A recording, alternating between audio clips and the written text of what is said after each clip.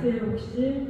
네. 예, 파티마 사모님께서 지금 발현하신 지가 혹시 몇 년쯤 되시는지 아세요? 17년. 네, 맞아요. 17년도에 오셨는데 사실은 17년도에 오시기 전에 천사를 먼저 보내셔서 3명의 아이들이 성모님을 만나게 됐는데 그 아이들을 먼저 준비시키셨어요. 그리고 17년 발현으로 사실 마무리 된 것이 아니었고 5월 13일부터 10월 13일까지 6번 오셨는데 그 중에 7월 13일에 오셨을 때 내가 2번 다시 더 오겠다고 하셨어요. 그 발현이 1925년 그리고 29년 이렇게 해서 16년부터 29년까지 전체를 사실은 아셔야 파티마에 대해서 제가 좀 알아요 이렇게 사실은 말씀 안다 보니 생각할 수 있는 건데요.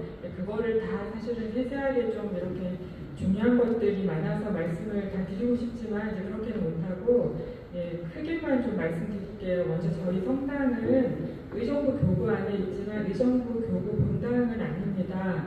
파티마의 세계 사도직이라는 국제 평신도 신신단체인데요. 교황청에서 인준해 주신 단체예요. 전 세계 110개 넘는 나라에 들어가 있고요. 저희 한국에 지금 부산에 본부가 있습니다. 그 사도직 단체에서 지은 기도의 집이 저희 파티마 평화의 성당입니다. 저희가 10년 됐습니다. 올해로 여기 성당을 지은 지가. 그리고 왜 이렇게 휴전선 가까운 곳에 지하로 지어졌나 좀 아셔야 될 것 같은데요. 여기 이 기도의 집을 세울 때 지향이 있었어요. 성모님께서 저희에게 요청하신 세계 평화와 죄인들의 회개를 위한 지향이 있고요. 그 지향으로 누구든지 오셔서 기도하실 수 있습니다. 그런데 특별히 우리나라가 아직 분단되어 있잖아요.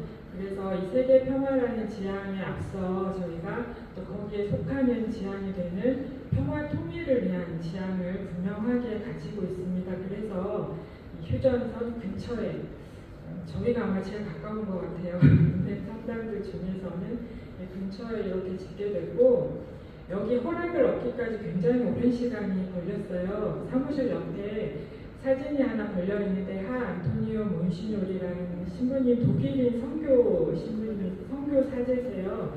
부산교회 소속이시고 전쟁 끝난 지 얼마 안 되는 1958년도에 한국에 오셔서 2017년까지 살다가 가셨습니다. 그 신부님께서 여기에 집을 짓기를 간절히 원하셨어요. 그런데 저희가 3번이나 막 서명 받아가지고 군에 청했는데 허락이 떨어지지 않았어요. 군사작전 지역이라 허가를 받을 수가 없었고 결국에는 저희가 이제 안 되나 보다 하고 포기를 사실은 하고 있는 상황이었는데 저희 신부님께서는 모신율께서 포기하지 않으시고 국방부 장관님께 편지를 드렸어요. 그래서 장관님께서 군에 이렇게 얘기를 해주셔서 저희가 지금 여기에 짓게 됐습니다.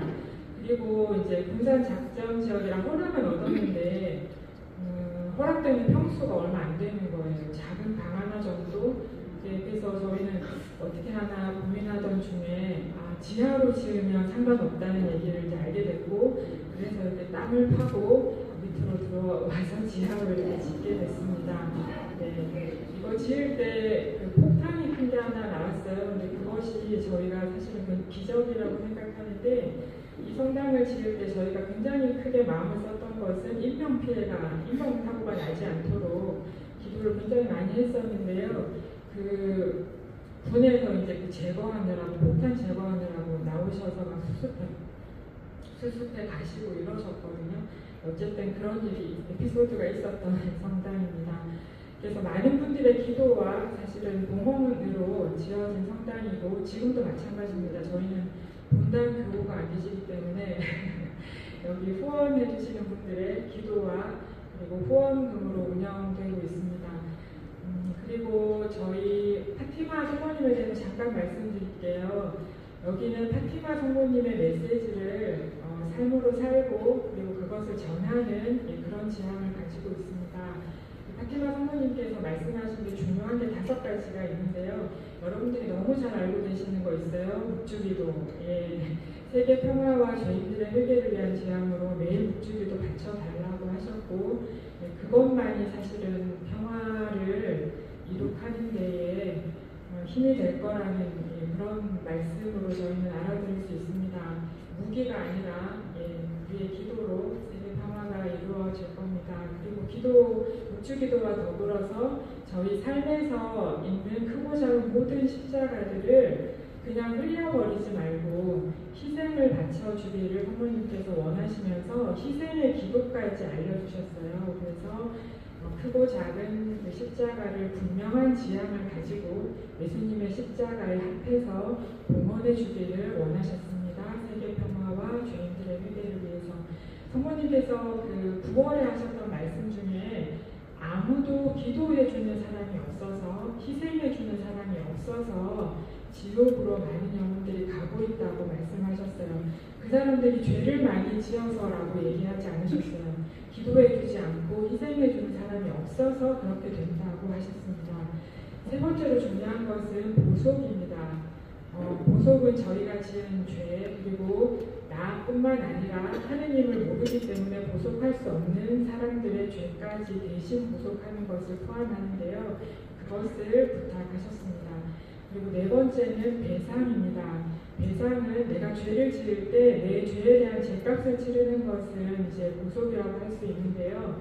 내 죄 때문에 사실은 먼저 하느님께서 마음 많이 상하시죠. 10월 13일에 성모님께서 무엇이라고 말씀하셨냐면, 인류는 이제 더 이상 죄를 지어서는 안 된다. 그분은 이미 너무 많이 상처 입으셨다 하셨어요. 그래서 하느님의 마음 상해드린 것에 대한 배상을 요청하셨습니다. 그리고 다섯 번째는 봉헌인데요. 이 봉헌은 티 없으신 마리아 성심을 통해서 예수님께 봉헌하는 것을 사실은 뜻합니다. 저희가 교회 안에 봉헌은 초세기부터 있어 왔고, 사실 우리가 많은 것들에 봉헌이라는 이름을 붙입니다. 그래서 특별히 신부님들이나 수녀님들 같이 온 존재를 봉헌하는 그런 봉헌도 있고, 그리고 저희가 미사 때마다 예물 봉헌을 하죠. 예, 그런 봉헌도 있고, 성당을 지어서 또 봉헌을 하기도 합니다. 자동차를 사면 또 저희가 봉헌을 또 이렇게 축복을 받으면서 그것을 하느님 뜻에 맞게 잘 쓰기 위해서 또 봉헌을 하기도 하죠.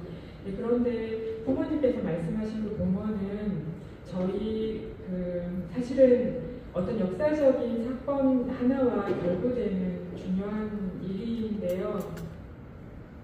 아마 많이들 모르실 거예요. 러시아가 지금 전쟁을 하고 있어요. 그죠? 그런데 러시아가 소련이었던 적이 있었어요. 자기 주변에 있는 15개 작은 나라를 병합해서 소비에트 연방을 이제 만들었었는데, 그 해가 사실은 성모님이 발현하신 해와 같습니다. 저희가 어떤 두 나라가 전쟁을 할 때 한 나라에서 무기가 막 이렇게 무기를 많이 만들고 군인을 만약에 많이 또 증가시킨다는 소식을 들으면 반대편 나라에서도 승리하기 위해서 똑같이 그렇게 준비를 합니다. 그것과 비슷하게 다르지 않게, 예, 저희 영혼을 두고 하느님과 하느님 반대편에서 영적인 전투가 일어납니다.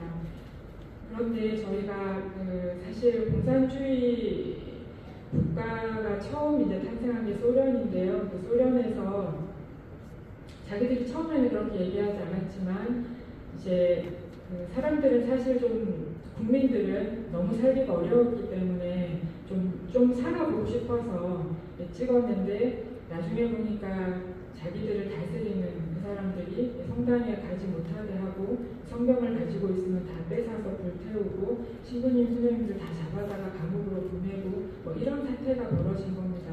그렇게 하라고 말씀드리는 건데요. 그러니까 그만큼 사실은 공산주의 사상이 우리 20세기에 굉장히 많은 영향을 미쳤죠. 많은 영혼들을 멸망시키고 죽음으로 몰아갔던 사상이었는데요. 그것이 사실 나타나는 해에 그것을 막기 위해서 성모님을 사실은 보내셨다고 해도 과언이 아닐 거예요.